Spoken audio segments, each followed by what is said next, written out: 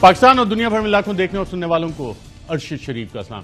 ناظرین، شہباز سپیڈ کے ساتھ شہباز شریف کی حکومت مہنگائی کر رہی ہے اور آج عوام کے اوپر دو بم گرائے گئے۔ پہلے بجلی کے جھٹکے دیے گئے، تقریباً 47% بجلی کی فی یونٹ قیمت میں اضافہ کیا گیا، اور اب سے کچھ دیر پہلے ایک ہفتے کے دوران دوسرا پیٹرول بم 30 روپے پیٹرول اور ڈیزل کی قیمتیں بڑھا دی گئیں، اور اگر دیکھا جائے تو پچھلے ایک ہفتے میں تقریباً 60 روپے شہباز سپیڈ کے ساتھ پیٹرول اور ڈیزل کی قیمتیں بڑھائیں۔ اور فائنانس منسٹر مفتاح اسماعیل جس وقت پریس کانفرنس کر رہے تھے تو انہوں نے یہ اعتراف کیا کہ جناب اس سے مہنگائی ہوگی۔ پروگرام میں اس حوالے سے ہی بات کریں گے، اور جو آج ہماری بڑی سٹوری ہے، بڑی خبر ہے، وہ یہ کہ عمران خان سابق وزیر اعظم، پاکستان تحریک انصاف کے سربراہ، ان کو جو دھمکیوں کا سلسلہ شروع ہوا ان کے وزیر اعظم ہوتے ہوئے شروع ہوا، ان کے خلاف مقدمات بنانے کا جو سلسلہ آج جس پہ رانا ثناء اللہ نے بات کی، وزیر داخلہ نے، کہ 124A اب 124A ہے کیا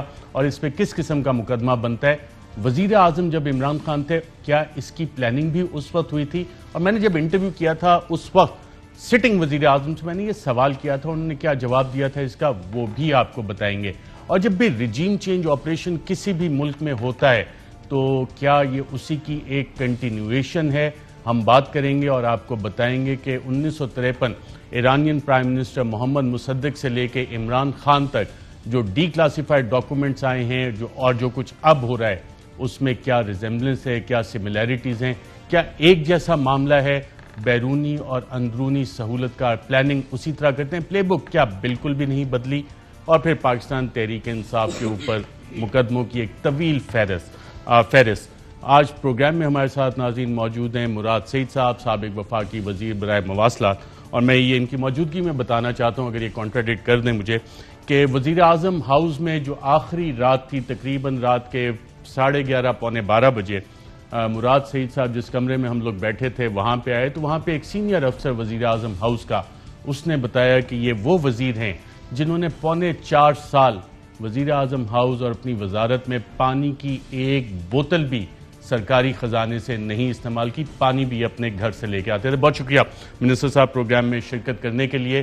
اور ناظرین، آج شہباز شریف کی حکومت نے بجلی کی قیمت میں 7 روپے 91 پیسے فی یونٹ اضافے کی منظوری دی ہے، اور اس اضافے کے بعد بجلی کی فی یونٹ قیمت جو ہے وہ 24 روپے 82 پیسے ہو جائے گی۔ ساتھ ساتھ تیل کی قیمتیں بھی بڑھا دی ہیں، ڈیزل کی قیمتیں بڑھا دی ہیں، اور اس میں جو اضافہ ہوا ہے اب تقریباً 209 روپے فی لیٹر پیٹرول اور ڈیزل آپ اس کو حاصل کر سکیں گے۔ مراد سعید صاحب، یہ شہباز سپیڈ کے ساتھ جو مہنگائی ہو رہی ہے، آپ لوگ تو انکمپیٹنٹ تھے، معیشت چلانی نہیں آتی تھی، تو یہ کیا ہو رہا ہے؟ بسم اللہ الرحمن الرحیم۔ دیکھیں ارشد بھائی، آپ کو یاد ہوگا کہ عمران خان صاحب نے جب یہ رجیم چینج آپریشن ہو رہا تھا اس وقت بھی کہا تھا کہ پاکستان کی معیشت کو ہم نے ICO سے نکال کے استحکام دے دیا، GDP گروتھ آپ کا سامنے آ گیا، عالمی وبا میں سب سے بہترین کارکردگی آپ کے ملک کی پاکستان کی، عمران خان کے سمارٹ لاک ڈاؤن کی آج آپ تعریفیں کرنے لگے، پاکستان کی جو لارج سکیل مینوفیکچرنگ تھی وہ ریکارڈ سطح پہ پہنچ گئی، تمام جو آپ کی بڑی انڈسٹری تھی فل کیپیسٹی پہ، بلکہ اس سے زیادہ آپ کو آرڈر ملنا شروع ہو گئے، ایکسپورٹس آپ کی ریکارڈ پہ، ریمیٹنسز آپ کی ریکارڈ پہ، تمام بڑی فصلیں آپ کی ریکارڈ پیداوار، یہ تھا پاکستان۔ اور اس کو لے کے جب بڑھ رہے تھے تو اس وقت کیا ہوا کہ جب دنیا میں تیل کی قیمتیں بڑھی تو اس وقت عمران خان نے چونکہ ریکارڈ ٹیکس کلیکشن بھی ہوئی تھی لہٰذا عوام کو سبسڈی دی اور عوام کے اوپر اس کا بوجھ کم کر دیا، لیکن اس وقت بھی کہا تھا کہ اگر آپ ان چیزوں میں پڑیں گے تو آپ کی ملک کی معیشت کا یہ دیوالیاں نکالیں گے، کیونکہ سارے کرمنلز کو آپ نے بٹھا دیا، سارے ضمانتی ہے، وہ بیرون آقاؤں کی مرضی کے مطابق آئے ہیں، وہاں سے جو ڈکٹیشن ملتی ہے انہوں نے وہی چیز کرنی ہے، قوم کو بیکاری سمجھتے ہیں۔ آج جو انہوں نے کیا، صبح انہوں نے بجلی گرائی قوم کے اوپر اور شام کو پیٹرول بم گرائے، اور دونوں ریکارڈ سطح پہ پہنچ گئی یہ قیمتیں۔ پاکستان کی تاریخ میں اتنی مہنگی بجلی اور اتنے مہنگا پیٹرول پاکستان کی تاریخ میں کسی کو نہیں ملا تھا، لیکن 209 روپے فی لیٹر پیٹرول جو ہے وہ ملنے لگا۔ ان کے وزراء کیا بیانات دے رہے ہیں؟ ایک وزیر کہہ رہا ہے کہ پیٹرول اور ڈیزل جو ہے وہ تو امیر لوگ استعمال کرتے ہیں۔ اب ظاہری سی بات ہے، پیٹرول اور ڈیزل کی قیمتوں بڑھنے کا مطلب، بجلی کی قیمتیں بڑھنے کا مطلب کہ آپ کے انڈسٹری میں جو چیزیں پیدا ہوتی ہے، جو آپ کی تمام چیزیں عوام کو میسر آتی ہے، وہ تمام کے تمام مہنگے، آپ کے کرائے زیادہ، آپ کے بجلی کی بل مزید زیادہ، تو یہ تمام قوم کے اوپر بوجھ پڑنے لگا، اور یہ ریکارڈ سطح پہ، اس کے ساتھ روپے کی قدر میں کمی ریکارڈ سطح پہ، ڈالر ریکارڈ سطح پہ اوپر چلا گیا، اور یہاں تک کہ آپ کا ملک اللہ نہ کرے ڈیفالٹ ہونے کی طرف بڑھا۔ یہ کیوں؟ کہ ایک ریجیم چینج آپریشن پاکستان میں کیا گیا، جو آپ نے درست ڈائریکشن دی تھی، سمت دی تھی، اس کو آپ نے پٹری سے اتارا، بیرون اقاؤ کی مرضی کے مطابق آپ نے کریمنلز کو بٹایا، NRO2 ان کو دے دیا، اور اس کے بعد عوام یہ بھگت رہے ہیں۔ اور ابھی آگے دیکھیے، خوف اس چیز کا ہے، گندم کی قیمتیں آج دیکھیں ریکارڈ پہ، آٹا مہنگا، دالیں مہنگی، گھی مہنگا، تو یہ قوم کدھر جائے گی؟ ان کی وہ کیسی زندگی گزارے گی؟ آپ کو پتا ہے کہ جب ملک دنیا میں سپلائی چین متاثر ہوا ارشد بھائی، اور مہنگائی کی ایک لہر تھی، کروڑوں لوگ بے روزگار ہو گئے انڈیا میں، امریکہ میں کروڑوں لوگ بے روزگار ہو گئے، ان ایمپلائمنٹ ریکارڈ سطح پہ پہنچ گئی، انفلیشن ریکارڈ سطح پہ پہنچ گئی۔ عمران خان نے کیا کیا؟ اس مشکل صورتحال میں بھی 1.60 کروڑ خاندانوں کو امداد دے دی، اپنی سمارٹ لاک ڈاؤن پالیسی سے اپنی پاکستانی قوم کو وہ جو مشکلات تھی جو دنیا میں تھی اس سے بچایا، ریلیف دیا، اور اس ریلیف کے نتیجے میں عوام نے تھوڑا سا سانس لیا، لیکن آتے ساتھ ہی انہوں نے اور 7% پہ G D P growth rate اگر یہ انٹرپٹ نہ ہوتا تو جانا تھا، جس کے بعد عوام کے حالات بہت بہتر ہونے جس رفتار سے جا رہے تھے، لیکن اس وقت جو جس رفتار سے جا رہے تھے، ہم نے ترقی کے سفر کی طرف گامزن تھے، پاکستان معاشی طور پہ استحکام کی طرف بڑھ چکا تھا، عوام کو ریلیف دینے کا آغاز ہو چکا تھا۔ آپ کے بڑے اسماعیل نے تو کہا بھی کہ جی ڈی پی آپ نے اتنا بڑھا دیا کہ زیادہ سپیڈ پہ ساری چیزیں آج مان لی۔ امرتا اسماعیل نے جی ڈی پی گروتھ کا تسلیم کر دیا، سمارٹ لاک ڈاؤن کا ان کا جو امپورٹڈ فارن منسٹر ہے اس نے تسلیم کر دیا، جو عوام کو ریلیف ہم نے دیا تھا اس کو تسلیم کر دیا، ریمیٹنسز کا ریکارڈ موجود، آپ کے ایکسپورٹس کا ریکارڈ موجود، آپ کی جو انڈسٹری آج ایفٹیما نے کیا کہا ہے، جو آپ کی ٹیکسٹائل مل ایسوسی ایشن ہے، انہوں نے کہا ہے کہ صرف اور صرف اگر پچھلی حکومت مطلب عمران خان کی پالیسیز کا تسلسل بھی ہو جائے تو ہمارے ایکسپورٹس ریکارڈ سطح پہ جا چکے ہیں اور مزید آگے جائیں گے، لیکن یہ نہیں کریں گے۔ مجھے شک اور شبہ اور خدشہ کس چیز کا ہے؟ پیٹرول بھی مہنگا کیا، کیپیسٹی پیمنٹس بھی بڑھ جائیں گے، فیول چارجز بڑھ جائیں گے، انٹرسٹ ریٹ بڑھائے ہیں، اس میں بینکوں کو فائدہ ہوگا۔ جس امپورٹڈ حکومت بن گئی ہے، جو بیرون اقاؤ کے تھرو یہ فیصلے کر رہے ہیں، اور جس طرح NRO2 ان کو مل چکا، اس کے بعد جو میں حالات دیکھ رہا ہوں، اللہ معاف کرے، اللہ نہ کرے یہ سری لنکا جیسے حالات پیدا نہ ہو کہ یہاں پہ لوگ خود اپنے فیصلے کرنا شروع کر دیں، لوگ اتنے تنگ آ جائے، اور جب یہ ملک اس حد تک پہنچ جائے، یہ مہنگائی اس حد تک پہنچ جائے، تو پھر کیا بچتا ہے؟ پھر کیا حالات ہوتے ہیں؟ آپ پہ مقدمے ہو گئے، کچھ آپ پہ بھی ہوئے ہیں، باقی قیادت پہ بھی ہو رہے ہیں مقدمے۔ دیکھیں ارشد بھائی، میں اس مقدمے کے اوپر آتا ہوں، لیکن سب سے پہلے میں بحیثیت پاکستانی بڑی تکلیف ہوتی ہے اور دکھ پہنچتا ہے۔ یہ ارشد شریف صاحب میرے سامنے بیٹھے ہیں، یہ شہیدوں کے وارث ہے، لیکن آج پاکستان کے جو سب سے بڑے مجرم ہے، وزیر داخلہ وہ شخص بیٹھا ہوا ہے جس کے اوپر اس کے اپنے پارٹی کے سینئر رہنما نے 22 افراد کے قتل کا الزام لگایا، کلادن تنظیموں کے ساتھ ان کے روابط سب کے سامنے۔ یہ جو باہر ایک اشتہاری بیٹھا ہوا ہے، جو ملک کے اداروں کو نشانہ بناتا تھا اور پاکستان کے خلاف نفرت انگیز تقریریں کرتا تھا، جو لابیس فرم سے ملتا تھا اور کس حوالے سے ملتا تھا، جو جعلساز خاتون ہے، اس نے کیا کیا بیانات دیے۔ آج وہ فیصلہ کر رہے ہیں کہ ارشد شریف کے گھر سے جو ایک دن میں 2 جنازے اٹھے، جو ان کے گھر میں شہداء ہے، جو شہیدوں کا وارث ہے، آج یہ ان کے حب الوطنی کے اوپر سوال اٹھائیں گے، آج یہ فیصلے کریں گے کہ ملک میں غدار کون ہے اور حب الوطن کون ہے۔ یہ لوگ جو لوگ بیٹھے کرمنلز ہمارے ملک کا فیصلہ کریں گے۔ ارشد بھائی، صرف آپ کی بات نہیں ہے، آج جب میں دیکھتا ہوں، میں نے آپ کو جنگ لڑتے ہوئی دیکھی ہے، 5th جنریشن وار جو پاکستان کا مقدمہ لڑنا تھا، وہ جس انداز سے ارشد نے لڑا وہ پوری پاکستانی قوم کو پتا ہے۔ آپ کا جو ہمسایہ دشمن، مکار دشمن بیٹھا ہوا ہے، انہوں نے سہولتکار وہ بہت کچھ کر رہے ہیں، ان کو ڈر یہ کہ وہ ایکسپوز ہو رہے ہیں۔ دیکھیں ارشد بھائی، لیکن میں یہ بات کیوں کر رہا ہوں، یہ آج ایئروائی کو بھی بتانا پڑ رہا ہے کہ ہم محب وطن ہے کہ نہیں ہے۔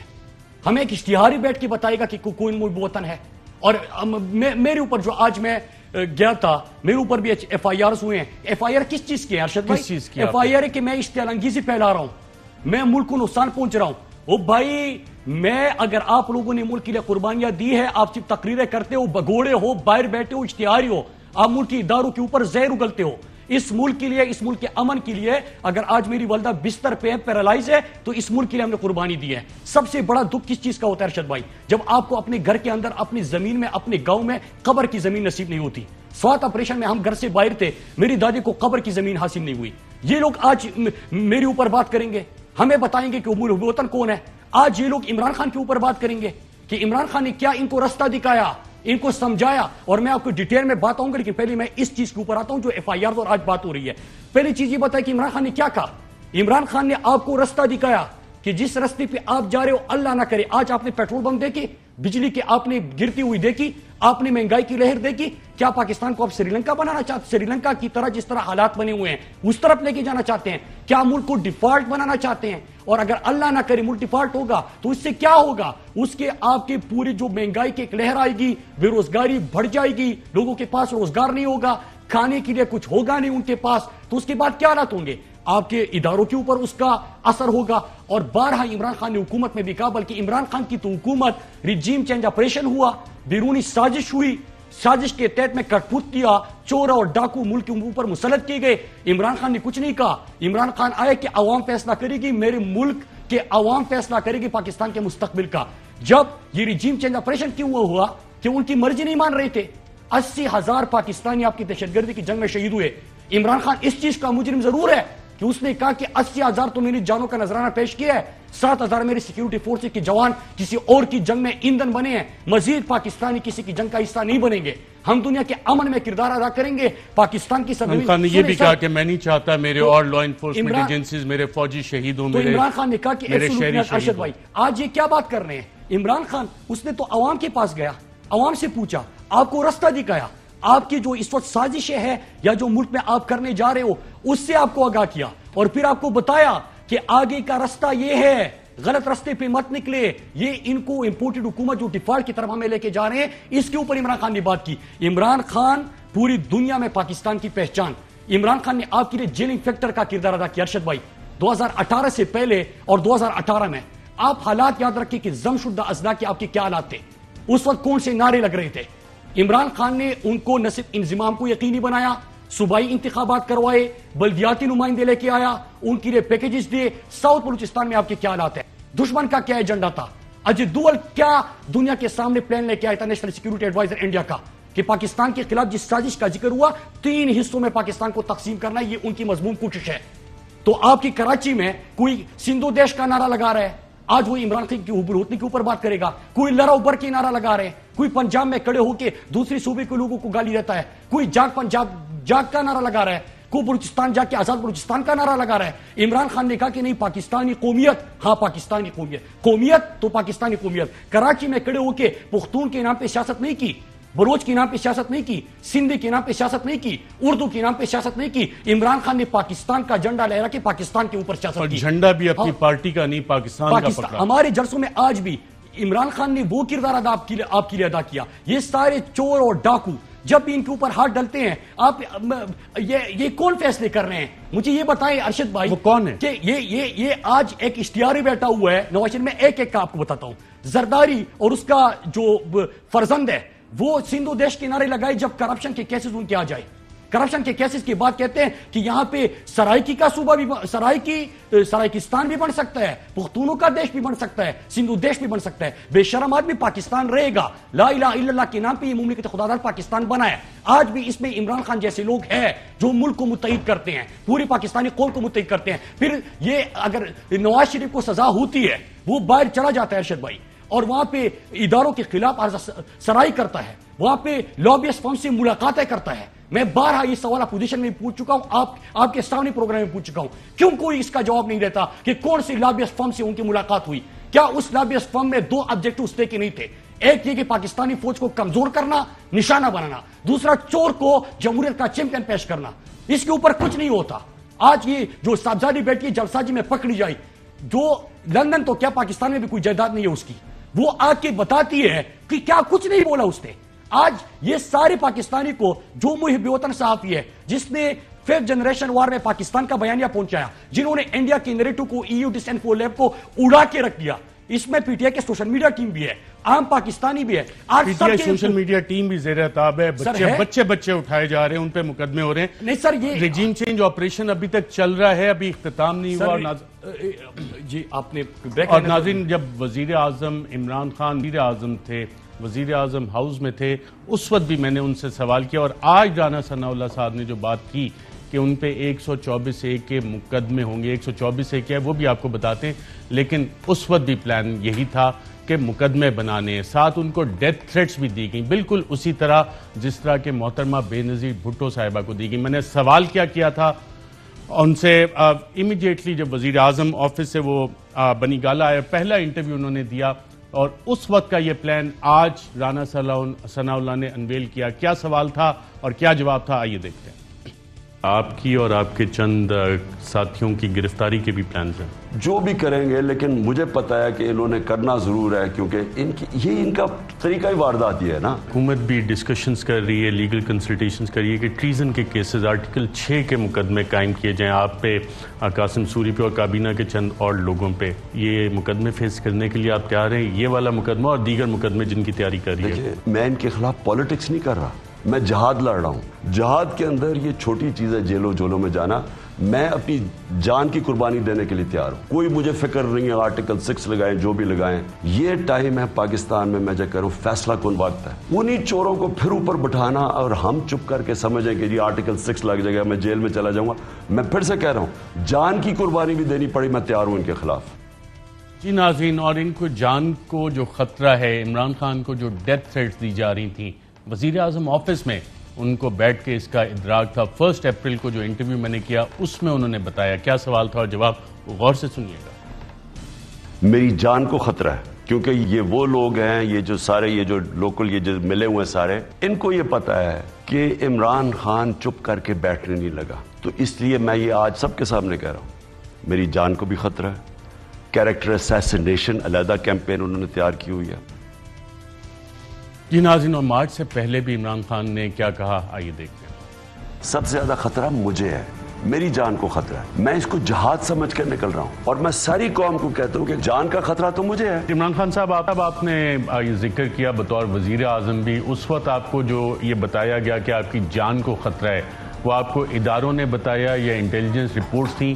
اور ابھی حال ہی میں آپ کو کیا وزارت داخلہ نے دوبارہ بتایا کہ آپ کی جان کو خطرہ ہے؟ یہ آفیشیل کمیونیکیشنز موجود ہیں آپ کے پاس؟ ایک تو خیر مجھے سازش کا پتہ چل گیا، بند کمروں میں سازش ہوئی تھی مجھے مارنے کی. وہ تب ہوئی جب انہوں نے دیکھا نا کہ وہ جلسے ان کے بڑھتے جا رہے ہیں اور ان کی مس کیلکولیشن ہوگی، تو انہوں نے بند کمروں میں فیصلہ کیا مجھے مارنے کا، جس کے اوپر میں نے ایک ویڈیو بنا کے تو اور محفوظ کر لیا. ساروں کے میں نے نام لیے کون کون اس سازش میں شامل تھا. ملتان جلسے سے پہلے باقاعدہ چیف سیکرٹری نے خاص طور پہ مجھے میسج بھیجا کہ آپ کی جان خطرے میں، تو وہ تو آفیشیل انہوں نے مجھے بتایا تھا.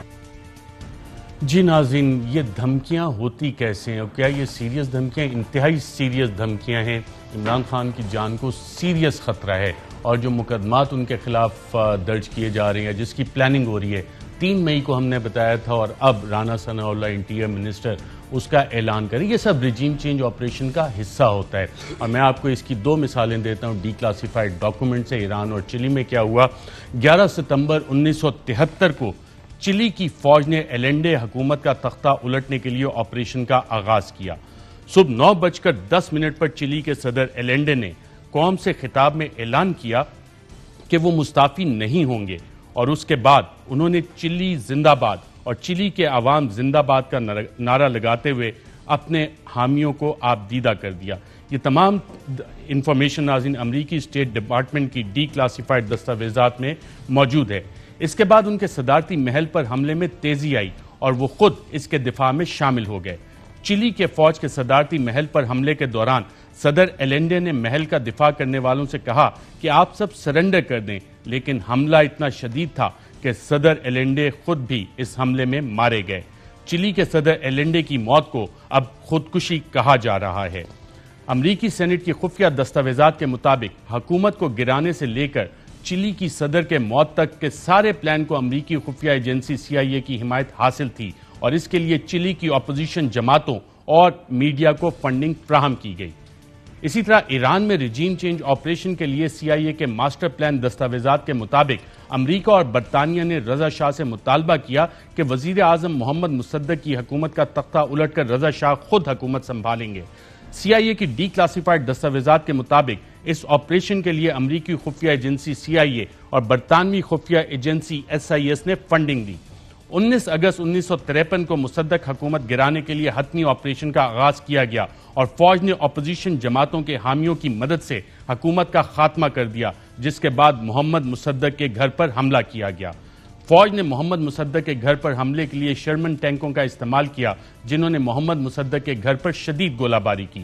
محمد مصدق اپنی جان بچانے کے لیے اپنے ساتھیوں کے ہمراہ ایک قریبی گھر میں پناہ لینے پر مجبور ہو گئے۔ اس حملے کے بعد محمد مصدق اور ان کے ساتھیوں کو گرفتار کر لیا گیا، جس کے بعد انہیں نظر بند کر دیا گیا۔ 21 دسمبر 1953 کو محمد مصدق کو 3 سال قید کی سزا سنائی گئی، لیکن انہیں مرنے تک نظر بند ہی رکھا گیا۔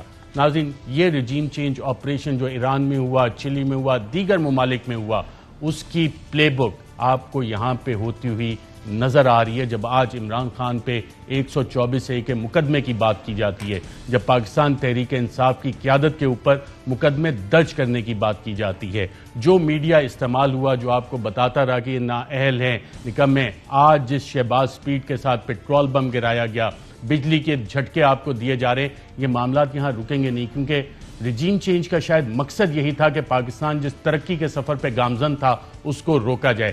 اس حوالے سے بات کریں گے کہ 124A ہے کیا اور اس قیادت عمران خان پہ کیوں لگانے اور باقی قیادت پہ مقدمے کون سے ہیں، ایک وقفے کے بعد۔ ویلکم بیک ناظرین، ہم نے آپ کو بتایا کہ رجیم چینج آپریشن ابھی پاکستان میں جاری ہے اور اس میں ہوتا یہ ہے کہ جس regime change covert regime change میں جس لیڈر کو ڈپوز کیا جائے یا اسے مارنے کا پلان ہوتا ہے یا گرفتار کرنے کا، اور آج رانا ثناء اللہ نے کہا کہ 124A کا مقدمہ عمران خان سابق وزیر اعظم پہ قائم کریں گے۔ آج پشاور ہائی کورٹ سے انہوں نے بیل بھی لی، ایک ٹرانزیٹر بیل جس کو کہتے ہیں، لیکن 124A ہے کیا؟ اس حوالے سے ماہر قانون ابوذر سلمان خان نیازی ہمارے ساتھ موجود ہیں۔ سلمان صاحب، یہ کون سا ہوتا ہے 124A؟ اس میں کیا آتی ہیں چیزیں؟ اچھا صاحب، 24A کو بیسیکلی سمجھنے کے لیے یہ ضروری ہے دیکھنا کہ آپ کوئی اشارہ یا کسی الفاظ کے تھرو آپ انسائٹ کریں لوگوں کو کہ وہ ہیٹڈ پھیلائیں، آپ نفرت پھیلائیں یا کنٹیمپٹ پھیلائیں کسی بھی حکومت کے لیے towards the government, not the state. یہ فرق دیکھ لیں، ریاست نہیں، حکومت وقت جو ہوتی ہے۔ یہ قانون کب بنا تھا؟ ہاں، یہ اس کو سمجھنے کی ضرورت ہے اور کہ یہ کتنا ڈریکونین ہے۔ آپ اس کو دیکھیں گے، 1830 میں اس کا پہلا ڈرافٹ آیا تھا جب برٹش راج یہاں پہ رول کر رہا تھا، اور پھر اس کے بعد 1870 میں یہ پاکستان جو پینل کوڈ جس کو ہم کہتے ہیں، جو پینل کوڈ تھا اس وقت، اس میں آیا تھا، اور اس کا مقصد جو تھا وہ یہ تھا جو کلونیل پاور ہے، سامراجی قوت جو تھی، اس میں اختلاف اور انقلاب کو دبانا ہے، اور کیونکہ 1857 کی وار میں آپ کو پتہ ہے کافی جنگ ہوئی تھی، اور تاکہ اس طرح کا انسیڈنٹ دوبارہ نہ ہو، تو اس کا مقصد یہ تھا کہ ہم نے اس کو دبانا ہے، لوگوں کے اندر کوئی اختلاف کی یا انقلاب کی کوئی بھی جو ان کے جو ایموشنز ہیں وہ رائز نہ ہو، ان کو ہم نے دبا کے رکھنا ہے۔ اور یہ گورو نے اپنی فوج کو بچانے کے لیے بنایا تھا قانون، یہاں پہ لوگوں کو غلام رکھنے کے لیے، اپنی فوج کو اور اپنی حکومت کو اور اپنے جو میں تو اس کو کہوں گا جو قبضہ تھا ان کا، اس کو بچانے کے لیے بنایا تھا۔ اور انفارچونیٹلی 1947 کے بعد اس قانون کو ہم نے اڈاپٹ کیا ہے اور اس کو ریپیل نہیں کیا۔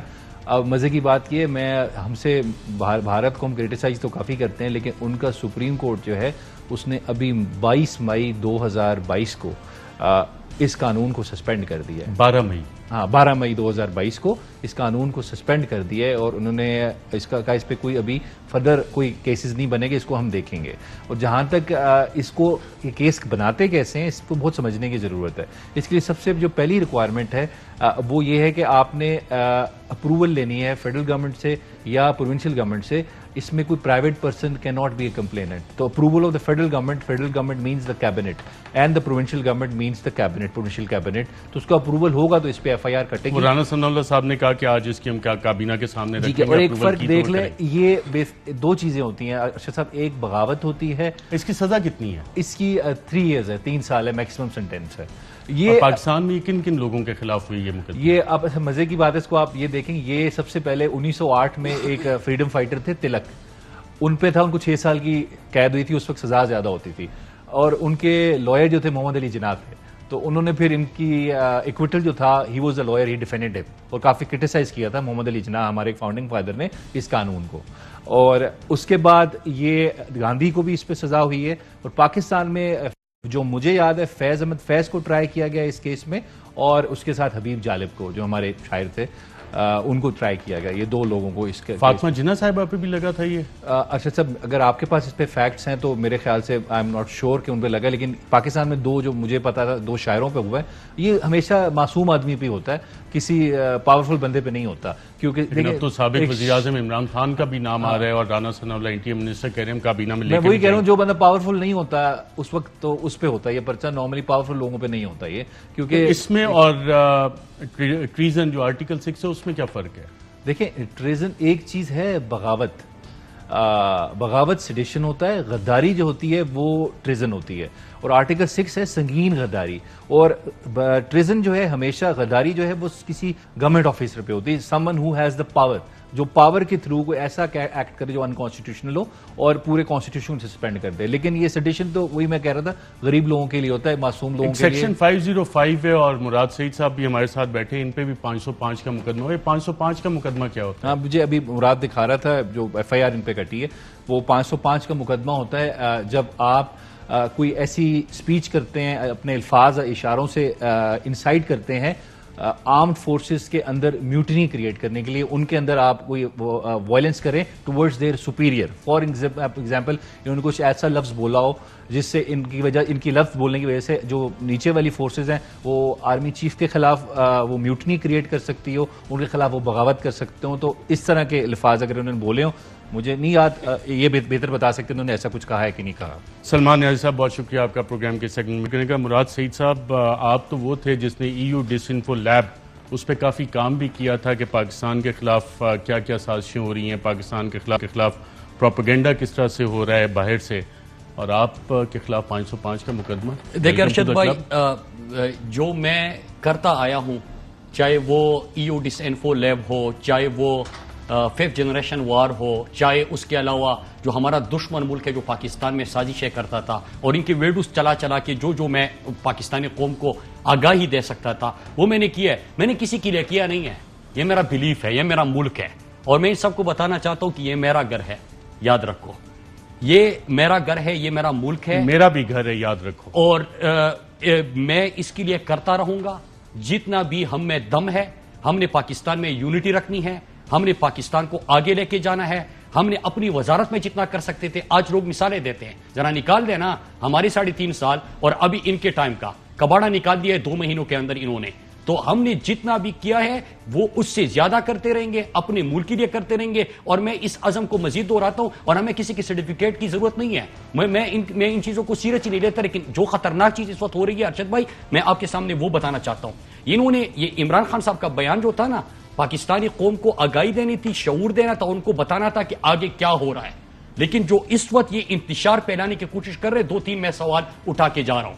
پہلا سوال یہ کہ جب CM KP آ رہا تھا تو آج خیبر پختونخوا میں لوگ سوال اٹھا رہے ہیں کہ ہم پہلے بھی جب آ رہے تھے اسلام آباد کی طرف, آپ نے ہمارے اوپر اس قسم کی شیلنگ کی. جب ہمارا اسوات آپریشن ملاکنڈ ڈویژن میں آپریشن ہو رہا تھا, 50 لاکھ لوگ ہمارے بے گھر ہوئے, تو شہباز شریف نواز شریف کی حکومت تھی اور انہوں نے اٹک کا رستہ ان لوگوں کے اوپر بند کیا. لیکن آپ نے انتہا یہ کر دی کہ CM KP کے اوپر آپ نے FIR درج کر دی, CM GB کے اوپر آپ نے وہ لاٹھی چارج بھی کیا, اس کے اوپر FIR, اور پھر پرائم منسٹر AJK کے اوپر, آزاد کشمیر کے اوپر. میرے پاکستانیوں, آپ پاکستان کو کس طرف لے کے جا رہے ہو؟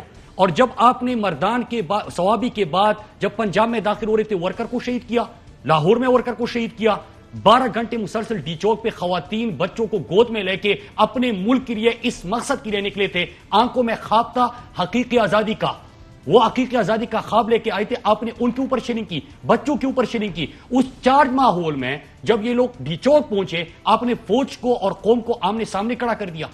آپ کس کے عمران خان نے بچایا کہ وڈرا کیا, اگر سٹنگ کر لیتے, کوئی ایک پتھر پھینک دیتا تو اس کے بعد جیسے عمران خان کہتے ہیں جنرل ڈائر والا ماحول بننا تھا. میں کیوں 3 سوال نہ پوچھوں؟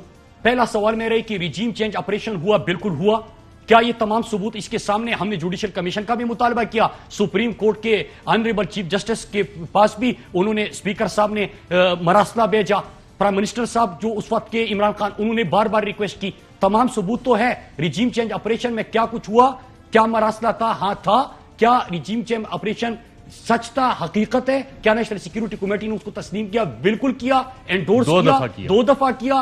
سندھ ہاؤس میں اس کے بعد منڈی لگی، لیکن اس کے بعد آپ ملک کے ساتھ کیا کر رہے کہ ڈیفالٹ کی طرف آپ ملک کو لے کے جا رہے، معیشت آپ نے بٹھا دی، چوروں کو آپ نے ملک کے اوپر مسلط کر دیا، سارے چور اس وقت ملک میں یہ بندر بانٹ میں مصروف ہے، ملک کس طرف جا رہا ہے اس طرف توجہ ہی نہیں ہے، باہر عیاشیاں ہو رہی ہے، صحافیوں کی دعوتیں ہو رہی ہے، ملک کا خزانہ لوٹا جا رہا ہے، ایک ایک صفحے کے اشتہارات کیے جا رہے ہیں، اور قوم کس حالت میں ہے، ملک کس طرف جا رہا ہے۔ پھر تیسرا یہ کہ آپ نے چھوٹے صوبوں کی جو محرومیات تھی ان کو مزید اضافہ کر کے ہم نے نعرے نہیں لگائے، ہم ملک کو، پاکستان کی قومیت کو مانتے ہیں، ہم پاکستان کو مضبوط دیکھنا چاہتے ہیں، ہم سمجھتے ہیں کہ لا الہ الا اللہ پہ جو نام مملکت خداداد پاکستان بنا تھا، لا الہ الا اللہ کا مطلب کہ اللہ کے سوا کسی کے سامنے سر نہیں جھکانا، ہم امریکہ کے سامنے کیوں سر جھکائے؟ آپ نے یہ جو حرکت کی ہے، تو کیا میں سوال 3 اٹھاتا ہوں۔ پہلا سوال یہ کہ جس دن پی ڈی ایم بنا، ڈکیت موومنٹ بنا، اس وقت میں نے پریس کانفرنس میں ویڈیوز دکھا کے یہ پریس کانفرنس کی تھی ارشد بھائی، کہ جو آزاد جو بلوچستان میں نعرہ لگا، سندھ میں نعرہ لگا،